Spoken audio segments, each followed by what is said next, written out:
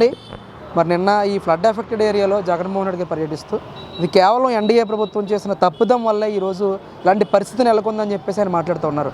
Man made flood అని చెప్పేసి కూడా ఆయన మాట్లాడుతున్నారు. ఎలా చూస్తారు సార్ దీన్ని? మ్యాన్ మేడ్ బిల్డ్ అంటే ఒక ప్రకృతిలో ఉన్న చంద్రబాబు నాయుడు గారు ఏమన్నా రామ్మ అని చెప్పేసి ఆయన ఏమన్నా ఇది చేస్తాడా? జగన్మోహన్ రెడ్డి నువ్వు పిచ్చి పేలాపలు మానుకోకుండా ప్రజలకు ఏం చేద్దామో నీ పంటి తెప్పును అనేది ఉంచావా? నీ కార్యకర్తలు ఏమన్నా వచ్చి ఇలా చేద్దామరా మీరు ఇలా పంచిపెట్టండి అని చెప్పి పిలిపించావా? నువ్వు వచ్చి షోయింగ్ చేసి ఫోటోలకు దిగేసేసి చంద్రబాబు తప్పిద్దాం అర్ధరాత్రి నిద్రపోకుండా చంద్రబాబు నాయుడు గారు 3 రోజుల నుంచి ఇచ్చేస్తున్నాడు. 24 గంటలు నీ జీవితంలో నువ్వు అసలు ప్రజల దగ్గరికి ఇప్పుడు వచ్చావా? నువ్వు ఉన్నప్పుడు వరదలు వచ్చినాయి. ప్రకాశం బ్యారేజీలో ఈరోజు నీ పడవలు, మీ పార్టీ వాళ్ళ పడవలు వచ్చేసి ప్రకాశం బ్యారేజీని ముంచేయమని చెప్పేసి నువ్వు ఇది చేసావు. ఆ కళ్ళ ముందు కనపడుతున్నాయి పడవలకి నీ పార్టీ రంగులు, నీ ఇది. మీరేంటి ప్రజల్లో నాశనం అయిపోవడం కావాలనుకుంటే ప్రజలు మంచి కావాలని కోరుకునేవారు కదా. అందుకనే జగన్మోహన్ రెడ్డి నీకు 11 సీట్లు ఇచ్చి నేను నాశనం చేసింది.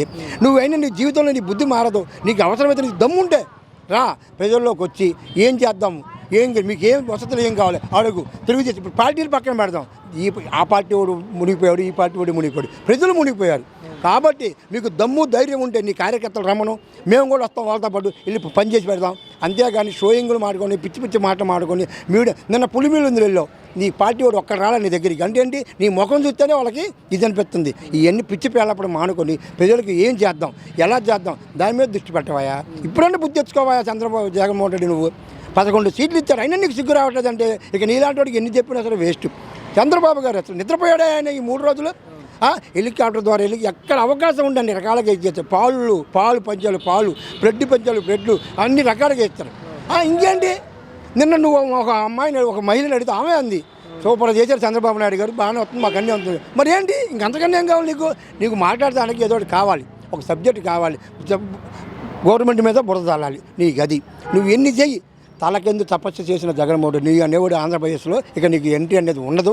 నీ పార్టీ అనేది మూసుకోవడం ఖాయం. అంటే చంద్రబాబు నాయుడు గారు ఇల్లు మునిగిపోతుంది కాబట్టి బుడమేరు వాగు 11 గేట్లు కూడా ఎత్తేసి బుడమేరు వాగు నుంచి నీళ్ళు వదిలేశారు. కనీసం ప్రజలకు కూడా చెప్పకుండా ఈ పరిస్థితి తీసుకొచ్చారని చెప్పేసి కూడా ఆయన ఆరోపణలు చేస్తున్నారు. ఏమయ్యా బుడమేరు ఎక్కడ ఉంది? చంద్రబాబు గారి ఇల్లు ఎక్కడ ఉంది? అదన్నా నీకు తెలుసా? అసలుకి బుడమేరు అంటే నీకు తెలుసా?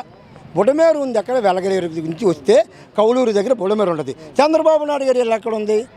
కృష్ణానది ఒడ్డు పక్కన ఉంది. ఎన్ని వరదలు వచ్చినా సరే చంద్రబాబు గారు ఇల్లు కదా, అమరావతిలోకి చుక్క నీరు వెళ్ళలేదు. అవన్నీ అసలు అమరావతి ఇంకేముంది? మునిగిపోయింది. అమరావతి ఏమి లేదన్నావు.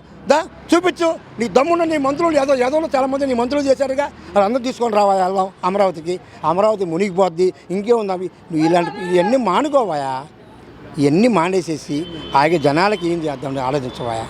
మారవాయా నువ్వు? ప్రజలు ఇప్పుడు చాలా కష్టాలు ఉన్నారు. ఇప్పుడు రాజకీయాలకు చేయాల్సింది కాదు, ప్రజలకి ఏం కావాలి? కట్టుబట్టలతో జనాభా ఇచ్చేసాడు. ఎప్పటికీ జక్కమూడి కాలనీ చూడండి, వెళ్ళడానికి లేదు, పొక్లెండ్ ద్వారా పంపిస్తున్నారు అక్కడికి వెళ్ళి. వాటి ద్వారా అక్కడికి ఆడపొట్లాలండి అవి మానేసేసి వచ్చావు, షోయింగ్ చేసావు, వెళ్ళిపోయావు. ఇది నీకు మాకు చంద్రబాబు నాయుడు గారు ఉందన్న. నక్కకి నాగలోకానికి అనేది ఎంత తేడా నీకు చంద్రబాబు నాయుడుకి అంత తేడా జగన్మోహన్. నీ కుక్క బుద్ధి ఎంత వంకరో నీ బుద్ధి జీవితంలో మారదు. నువ్వు వింతే.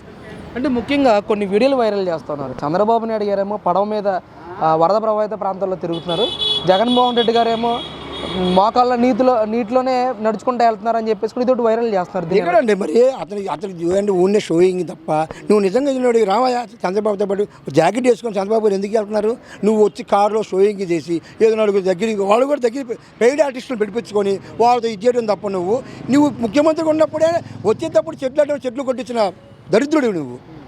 అలాంటి వాడు అసలు నీ చంద్రబాబు గురించి కానీ ప్రజల గురించి మాట్లాడే నైతిక హక్కు నీకు లేదు Jaganmohan Reddy. You are failed. Andhra Pradesh జనాలకి టైం బాగోక నిన్ను దరిద్రాన్ని కొద్ది వాళ్ళని ఇచ్చుకొని 5 సంవత్సరాలు దరిద్రం అనిపించారు తప్ప నీలాంటి వాడికి మాట్లాడే అర్హత కూడా లేదు. సరే, ఇప్పుడున్న పరిస్థితుల్లో ముఖ్యమంత్రిగా జగన్మోహన్ రెడ్డి గారు ఉండే పరిస్థితి ఎలా ఉండేది? రాష్ట్రం నువ్వు ఉన్న 5 సంవత్సరాలు నాశనం అయిపోయింది. నా చేసి బ్యారేజ్ కొట్టుకుపోయేది నువ్వు కానీ ఉండుంటే. ఎందుకంటే నీ ఉద్దేశం అమరావతి మునిగిపోవాలి, అదే నీది. జనాభా ఏమైపోతాడు? చంద్రబాబు చేసేది ఏది ఉండకూడదు, నేను చేసేదే ఉండాలి నా పేరు. అందుకే నీ పేరు పలకడానికి కూడా అక్కడ నువ్వు తరిమేశాడు ఆంధ్రప్రదేశ్ నుంచి. ఇలాంటి మానుకు ప్రజలకు మంచి చేయి జగన్మోహన్ రెడ్డి, ఆశీర్వదిస్తారు. ప్రజలు కీడు చేస్తే పాతాలను తొక్కేస్తారు. దానికి ఉదాహరణ నువ్వు. నిన్ను చూసి ఇప్పుడు అందరూ ముఖ్యమంత్రులు చాలామంది మేల్కొంటారు.